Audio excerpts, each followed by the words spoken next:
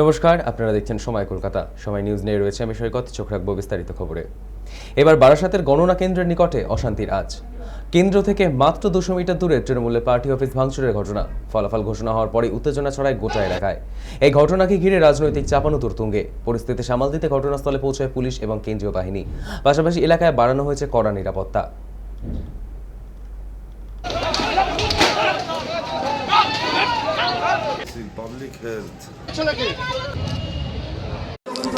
দেখুন, আমরা তো মার্কেটে বেরিয়ে বাংলায় ক্ষমতা দখল করেছি, কিন্তু আজকে এই বিজেপির হার মাত্রা মানে জয়ের আনন্দ, মানুষ তাদেরকে যদি ভোট দিয়ে থাকে তারা জয়লাভ করেছে, কিন্তু আজকে আমাদের মমতা বন্দ্যোপাধ্যায়ের তিলে তিলে করা আমাদের তৃণমূল কংগ্রেস কর্মীদের আবেগ আমাদের যেভাবে আঘাত করা হচ্ছে, বাংলার মানুষ এটা করে দিন। বাংলা আমরা চাইনি।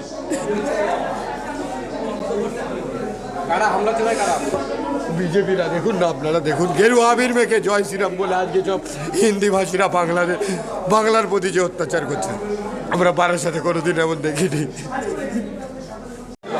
এখানে তো আমরা বসে আছি আমাদের ক্যাম্প অফিসে, হঠাৎ করে দেখলাম বিজেপির সমর্থকরা তারা আমাদের বাইরে যে সমস্ত মহিলারা যারা বসেছিল তাদেরকে মারধর করছে এবং সাধারণ মানুষ যারা ছিল তাদেরকেও আক্রমণ করেছে। তারপরে দেখলাম আমাদের এখানে ছেলে মেয়ে যারা মেয়েরা ছিল তারা একটা আতঙ্ক তৈরি করার পর তারপরে প্রশাসনের লোকজন আসার পরে ওদেরকে সরিয়ে দিল।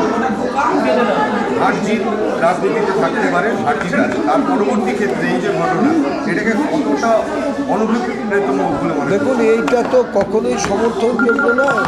গণতান্ত্রিক পদ্ধতিতে হার জিত আছে, সেটা আমাদের সকলেরই মেনে নিতে হবে, কিন্তু এই যে বর্তমান পরিস্থিতি যে তৈরি হয়েছে, এর শৃঙ্খলা চরম শৃঙ্খলা। বিভিন্ন পার্টি অফিস, সরকারি অফিস, যে কোনো বাজার দোকান সব ভাঙচুর করছে। মানুষের মানে মহিলাদের যারা পথচারী যাচ্ছে টোটোতে অটোতে দাঁড় করিয়ে অটোওয়ালাদের, টোটোওয়ালাদের, দোকানদারদের মারধর করা হচ্ছে। এটা তো ঠিক